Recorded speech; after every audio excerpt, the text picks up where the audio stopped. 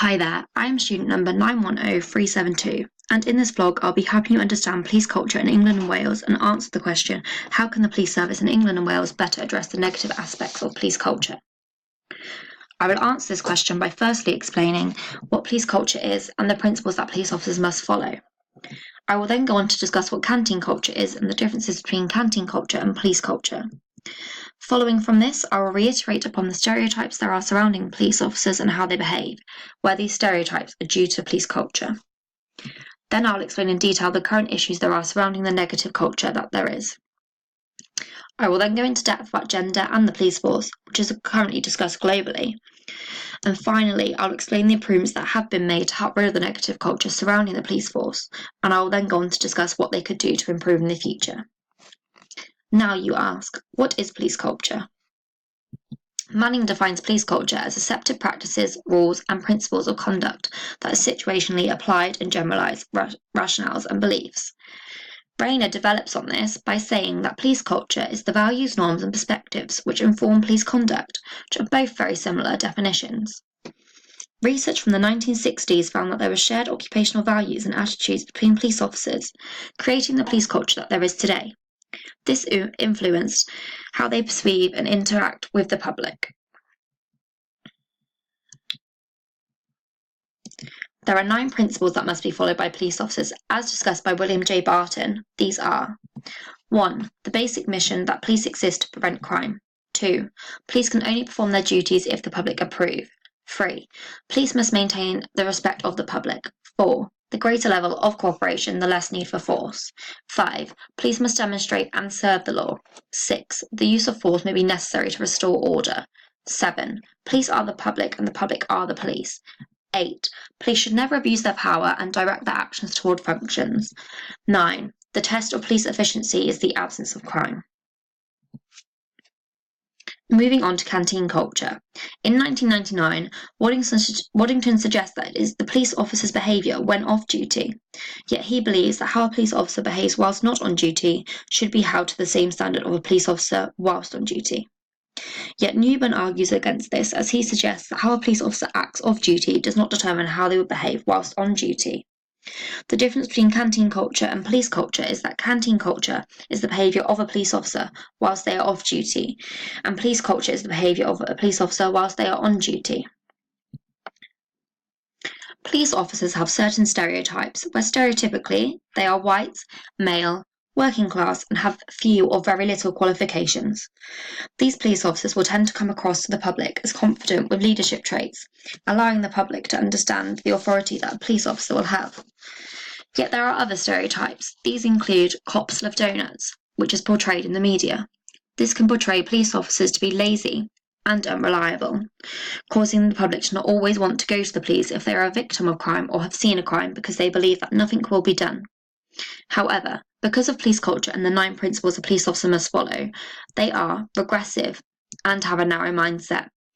As discussed by Kane in 1973, this is due to some of the things a police officer has seen, making them become paranoid, suffer anxiety, and have uncertainty with everyday life. It is shown by the Home Office in 2018 that the stereotype is lived up to, as the workforce for the police is still predominantly white and, as later discussed, male. Now I will discuss the current issues that the negative police culture can cause.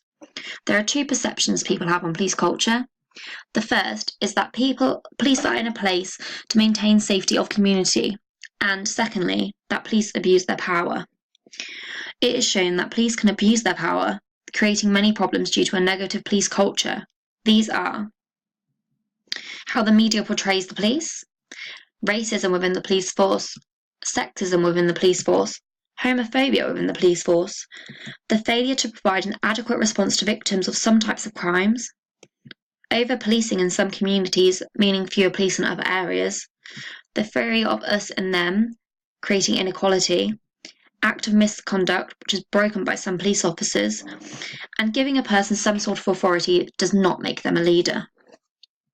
Racism was displayed by the police when the case of Stephen Lawrence wasn't handled well, by closing the case, assuming because the victim was black, it was due to gang crime, when in fact, it was later discovered it was a racial attack. This then led to an investigation in 1997, where this helped find racial problems within England and Wales police force. Yet, it is still clear there are racial issues globally within the police force. In 2014, the failure to provide an adequate response to victims in some types of crimes and the act of misconduct was broken by 2 police officers in the South Wales Police Force. This was due to how they had handled allegations that they had sexually abused victims of a domestic violence case when undercover. As a result, these police officers were sacked.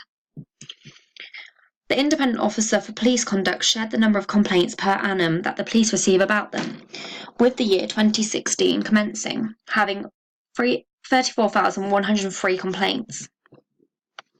These complaints include oppressive behaviour, malpractice, breach of PACE, which is the Police and Criminal Evidence Act, lack of fairness and impartiality, discriminatory behaviour, officer neglect on duty, incivility, traffic and direction, and control with neglect of duty being the highest complaint made.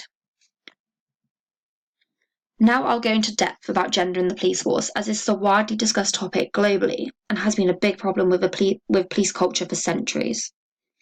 This is because historically, even having a job was only for men, as women would stay at home to cook, clean and look after the children.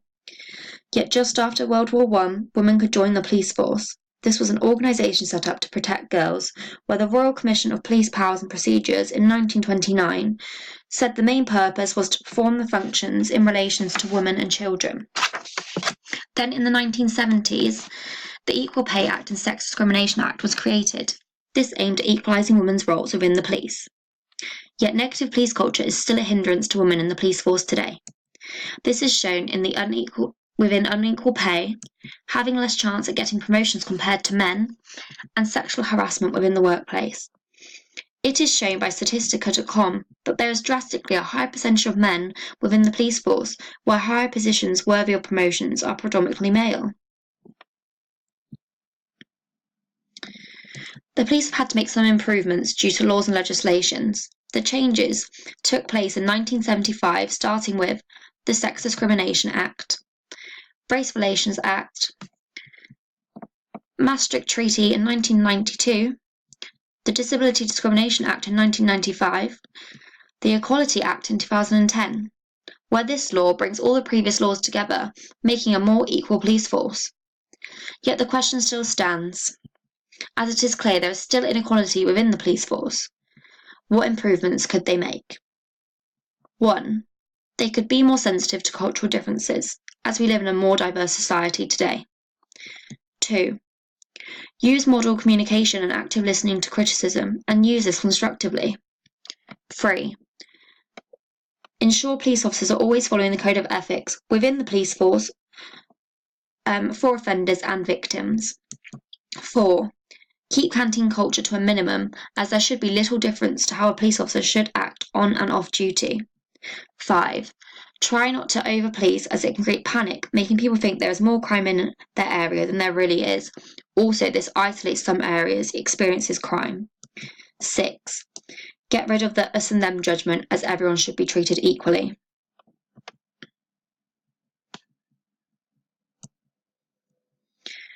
To conclude, police need to accept that culture is a fundamental aspect of police work.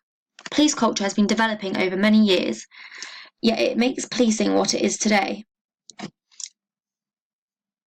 Even though there are still some current issues related to police culture, there has been policies and acts put into place to improve the negative culture surrounding police in relation to gender.